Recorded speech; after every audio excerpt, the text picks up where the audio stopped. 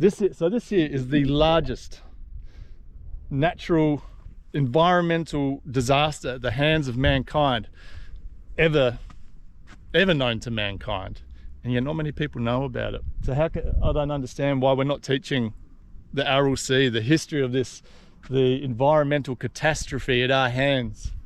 Why isn't this being taught?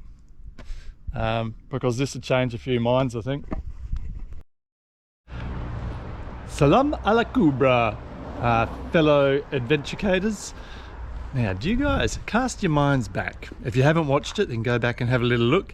Back to my days early on in this adventure when I was down in Bangladesh where I started. And I tried to get to a ship graveyard. And what a fun time we all had there, wasn't it? Do you guys remember that wizard ride in Chittagong? Hooly dooly. Alrighty. Well, I'm off today to find another ship graveyard. So let's see if we have a little bit more luck on this one, hey? Hey, and don't forget to subscribe. Maybe check out the Bangladesh videos. We had a bit of fun down there. Right on, let's hit the road, Jack.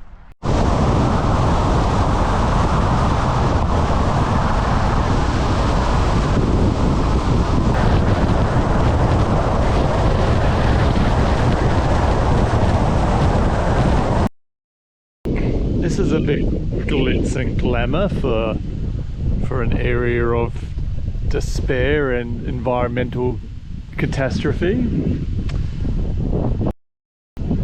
I don't like it.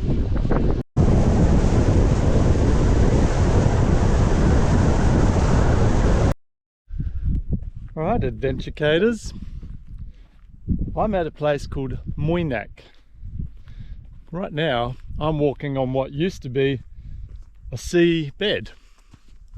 Muynak was a hugely important and very large city on the southern edge of the Aral Sea. The Aral Sea.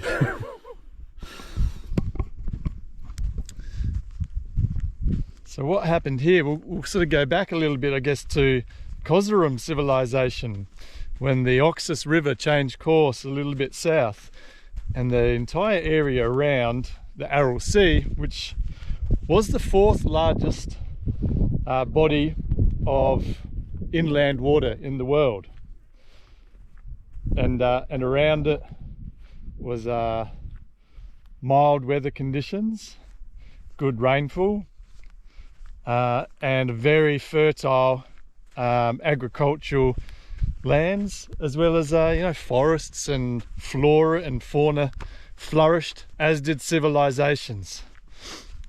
The river changed course south into current day Turkmenistan, but it still fed its way into the Aral Sea.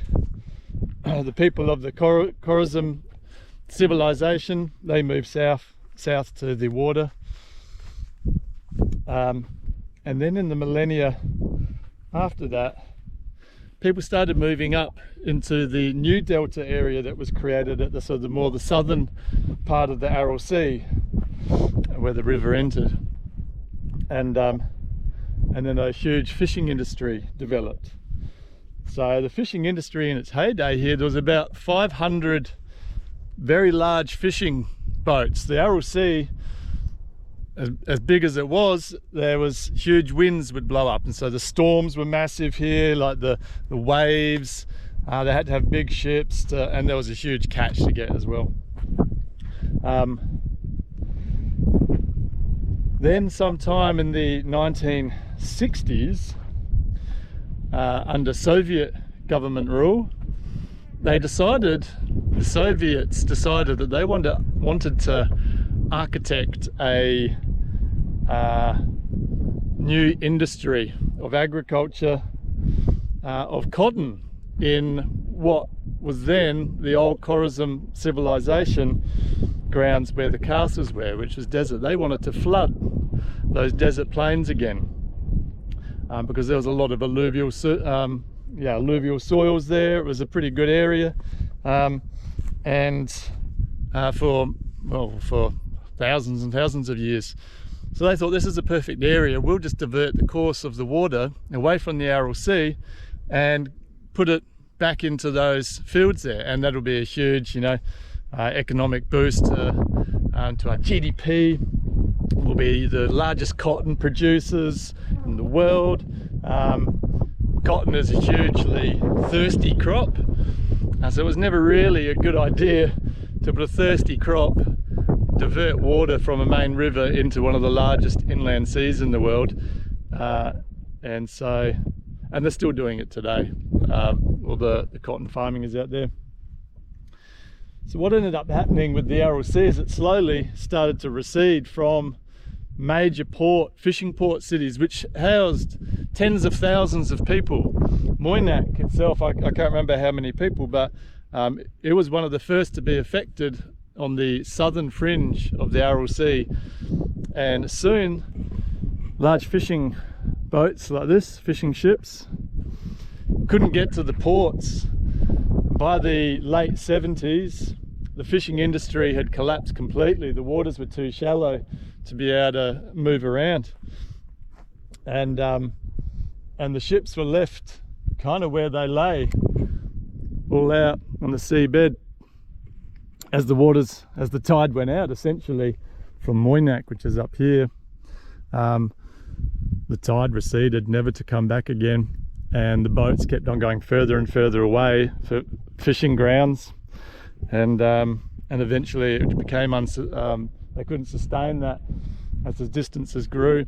The Aral Sea used to have an average depth of 80 meters, which is a pretty deep body of water to dry out. So by the 80s, the late 70s, the early 80s, the complete collapse of industry around here, it was complete. Around the area there used to be agricultural land, there was forestry, so if we're talking social economic things, you know, there's fishing, forestry, agriculture. There's also these kind of large muskrat things that kind of look like otters. The fur trade was huge around here. There was a huge biodiversity right around, not just in the sea itself, which had many fish species and shark species and things like that. Also all around it was the flora and fauna from this region.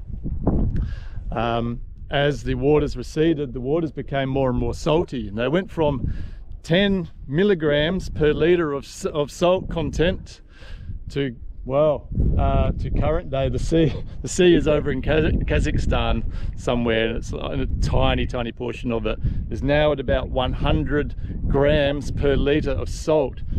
As the water started receding, the boats had to go stay further away from the city, but also the species that lived here couldn't deal with the salt content. So everything from the fish and the sharks and everything that was in here, but also to everything surrounding the sea, all the muskrats, the forests, the agriculture, everything became too saline. And a big problem today is, as they receded to near completion, it created these salt storms from the winds that used to stir up giant waves that these ships used to have to contend with out there in the sea. Now it stirs up giant salt storms essentially, and since I've been out here, you can see multiple little sand tornadoes ripping their way across the Aral desert now. So that had the effect of, one of the major things in any herbicide to kill weeds or invasive plant species is salt, a high salt content. So when you've got dust, salt storms, which 80 million tons of salt per year ends up in the environment, up in the atmosphere, that started blanketing everything that was sort of surviving further away from the shorelines, and it was essentially a giant dust cropping of a herbicide on the entire surrounding environment, killing everything, hundreds and hundreds of kilometers. The next problem for the people here not only did they not have any industry, the health effects, they have all sorts of ailments, because it started producing, and I couldn't get to the bottom of what it was, a gas that started emitting from the huge salt pans out here. And the people around here who have remained, and some have remained, have been afflicted by pretty big health conditions as well. The next thing to happen, tens of thousands of people were left without a job, and most of them moved away from here. The next environmental thing that happened here as the waters receded, a huge body of water like the Aral Sea, which isn't affected by ocean currents, is a hugely stable temperature platform, which created a lot more stable weather patterns in this region, more mild weathers. It also, a large body of water like that is how through the processes creates rain. So the rain stopped, everything got covered in a herbicide, the rain stopped, and the huge body of water with the mild temperatures it was creating, it was a pretty livable sort of area here. Like, civilizations have been coming here for a long time, very prosperously. Now, on average, the maximum temperature of this region, and we're not just talking in the middle of the salt pan here, or the old Aral Sea, we're talking about everywhere around here in Karakul, Pakistan, right over in Nukus, which is about 200 k's away, into the desert regions that surround for hundreds and hundreds of kilometers around here, and increase the average temperature by 10 whole degrees, which is massive. It also decreased the minus temperature, the minimum temperature, by 10 degrees. So all of a sudden they had these huge temperature changes, bearing the land as a much more inhospitable place. Also then meaning that any species that was, and there was not a lot of the flora and fauna in this area that could have survived, they were just, the damage was complete. The temperatures, nothing could live through that sort of massive temperature change. Remembering that this started only really happening in its entirety over in about the last 30 years. And so those sorts of temperature changes in that sort of time are massive. Nothing can evolve to that. There used to be a lot of, in the surrounding areas, a lot of antelopes and all sorts of endemic species to this region. They're just not around. The only thing that now survives is anything that can survive, just these salt bushes. And they're all just clinging on. So it's a pretty, this place is a pretty sad place. It should be a reminder of what mankind meddling with the environment can do in a very short period of time, and not listening to scientists. And I think this is very poignant in our current climate atmosphere, that there would have been Soviet scientists saying, don't divert the Oxus River into cotton farming to rehydrate a desert. You're going to create a big problem. And I don't know whether they could have foreseen the issues, that you could change an entire weather pattern of a huge region. But I'm sure that there would have been scientists saying, don't do this, and there would have been governments going, what do you know? Which is happening right now, of course. I think that the Aral Sea is probably the biggest reminder. This here is Exhibit A of what happens when we don't listen to the climate scientists. This reached a critical point of no turning back. This is irreversible, the damage that has been done here, and we are rapidly approaching a very similar outcome, I think, for planet Earth. This here is a drop in the ocean, I think, of what awaits us. People will talk about, the climate has changed over the entire course of planet Earth, and which it has, but it hasn't changed as quickly as it has since the Industrial Revolution. There has never been a temperature change as rapid as what we have created ourselves. Nothing can evolve. So in previous temperature changes, which have fluctuated over millions and millions of years, species were able to evolve to that and adapt to that. We can't evolve and adapt. Nothing can evolve and adapt to what we've created in the last 200 years. And that is the biggest difference between temperature changes in the past and what we're creating now. And we are not listening to scientists. We all think that everyone's a Facebook expert, aren't they? This here is exhibit A of what happens. And I feel like everybody, and you know what's crazy? This here is the largest natural environmental disaster at the hands of mankind ever known to mankind, and yet not many people know about it. So I don't understand why we're not teaching the Aral Sea, the history of this, the environmental catastrophe at our hands. Why isn't this being taught? Because this would change a few minds, I think. Come and check this out, because this is God, it just makes you angry, makes me upset to see what mankind is capable of. You know what really upset me as well? So I was up there, I watched a bit of a doco movie in a museum, which is worth going to have a look at. There's various black and white photos. They had some video footage of these ships cruising out over the seas. But at the end of it, it became, it was all this lovely music. And it was a lot of pats on the backs and self-congratulation for how they are fixing it. Because they built a lake somewhere over here.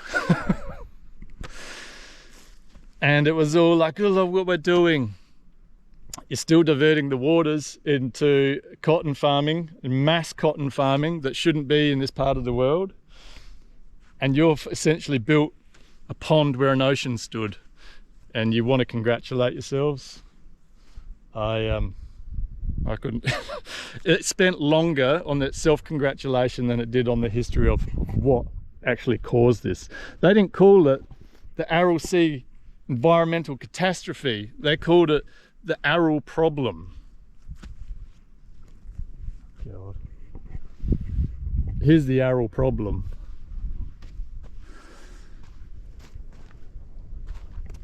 What do you say? It's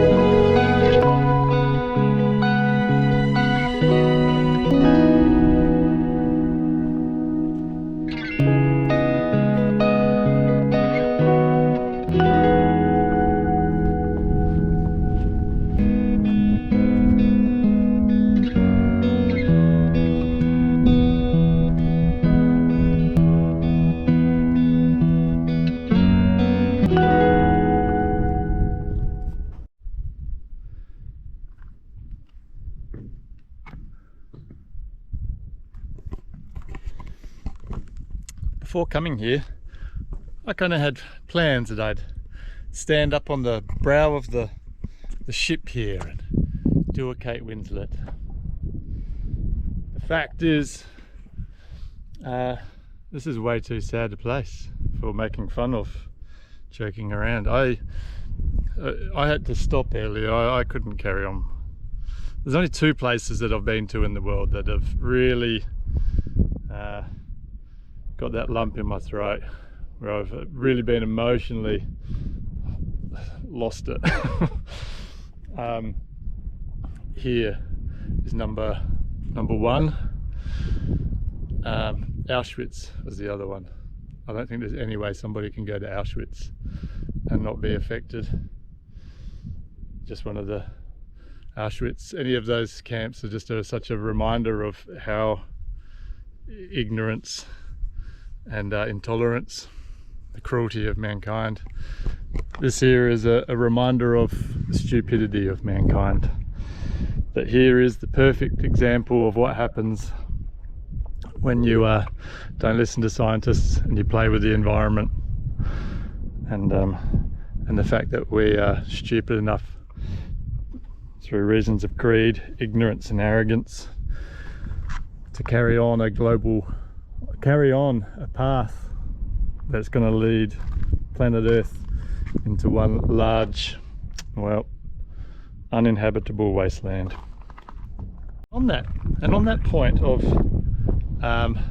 me comparing this purely through how I've been emotionally affected by Auschwitz and here, it's interesting that I guess the Auschwitz was the Jewish problem, and what I saw in the museum up there was referring to this as the Aral problem. Found poignant. One of them was the genocide of an entire people. This has been the genocide of an entire environment. I get upset when I talk about this, so I've climbed up into this one here. Make sure you have your tetanus shot before you come up on this. Let's go up into the bridge.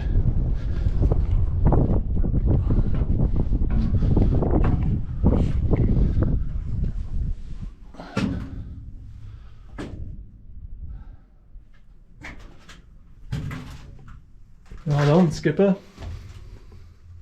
Permission to board. Cast off first, mate.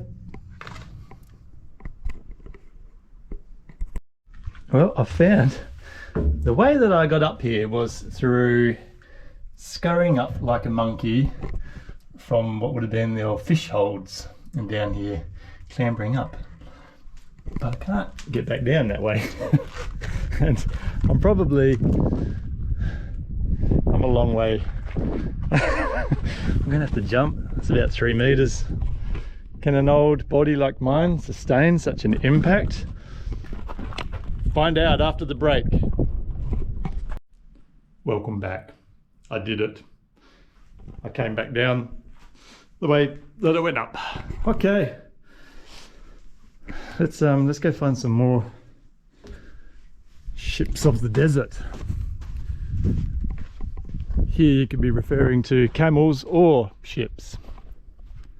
And I have seen a lot of, coming into Muynak along the way, there are a lot of camels cruising around out here, so wouldn't that be great to get 2 ships of the desert, one living and one dead.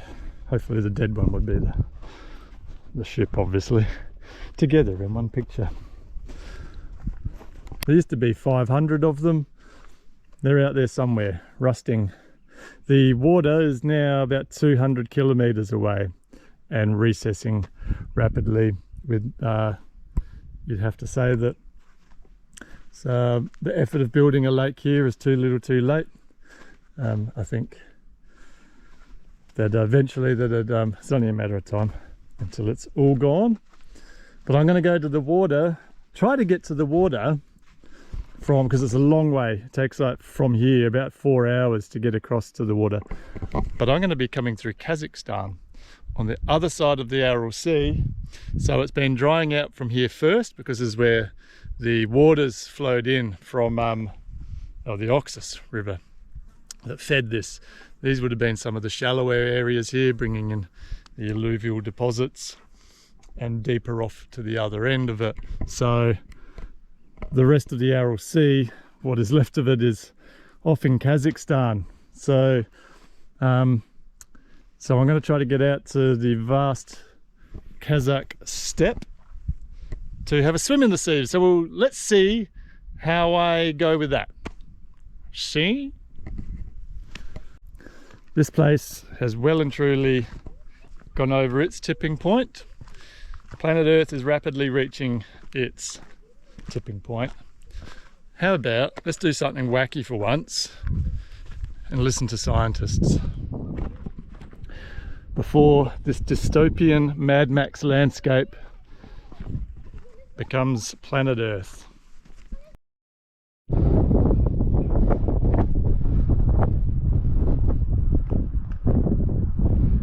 So this is Muynak town, clearly the Republic of Pakistan, of which Nukus is the capital, and this falls under spending some money here on the streetscape. There's a new road going through, some new buildings, and yeah, like if you were to read a certain guidebook that rhymes with only Bennett, they say pretty much at all costs don't stay here. There's pretty much nowhere to stay and nothing to do, nothing to eat. It looks to me as though I kind of wish that I came out here and spent the night. And yeah, it's not a hustling, it's just a very long town essentially. But I think it would be quite atmospheric to be, yeah, out at the, go for a wander, you know, at sunset, just out into the Aral Sea, really feel the place a bit. Grand building. Go you, grand building. Go you. So let's do the long drive through Muynak with a wizardry of video. We'll speed this up.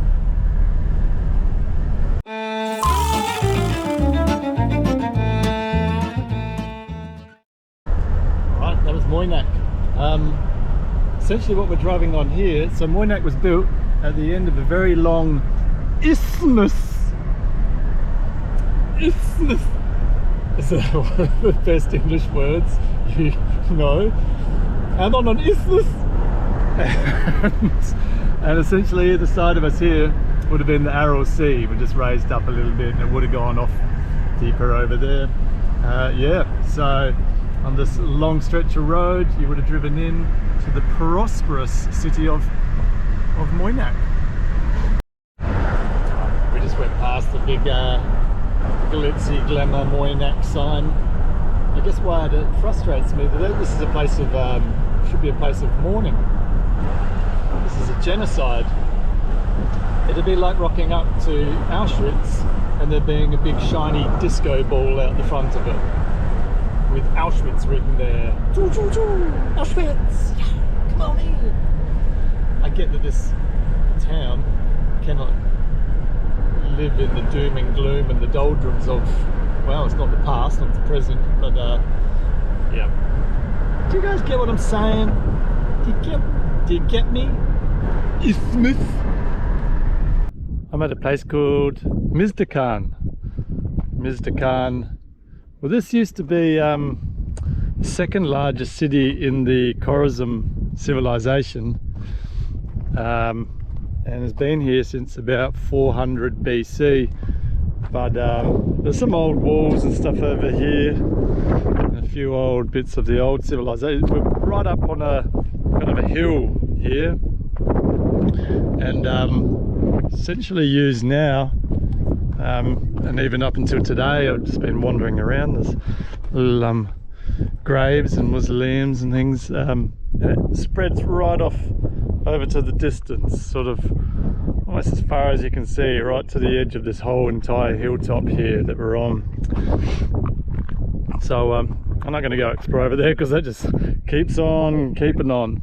But interestingly, there's a, I don't know if you can see, there's a colour over here, a castle or fort on another hill. That's actually Turkmenistan, so we're not very far from the Turkmen border. That's only, wow, that wouldn't even be a K away.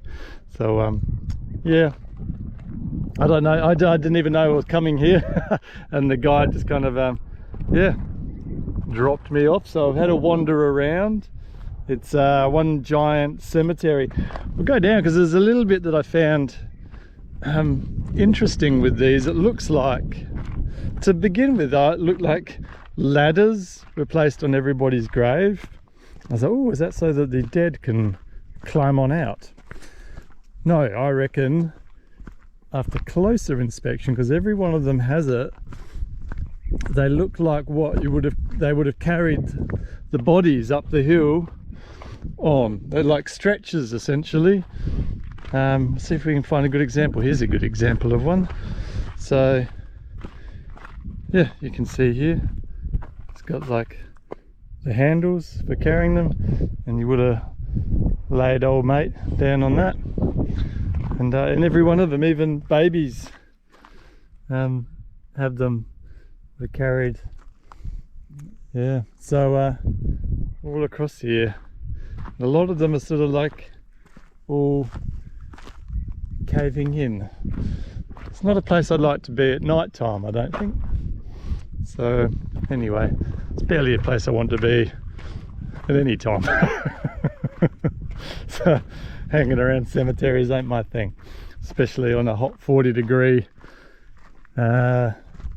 day in western Uzbekistan. So anyway, that's that. Oh, I'm going to show you one other little thing that I found here. I think they buried a giraffe by accident. We'll go in here. It's the longest coffin in the world. I don't know what this is about, what's going on here, but I mean, I thought I was tall, but this is just craziness. Maybe it was a python. So that's intriguing, isn't it? I have no idea what is buried here. Okay, I think this is as good a place as any to sign out from today. It's been an emotional roller coaster. I managed to get to the Aral Sea, which, well, not to the actual sea, but to Muynak, and to the graveyard of the ships. Well, I got to another graveyard. It's just been a day of graveyards, hasn't it? What a jolly old day. So anyway, that's been a bit of a bucket list item for a long time to get there. Yeah, I hope the world can learn from its mistakes, from the mistakes that were made in places such as the Aral Sea.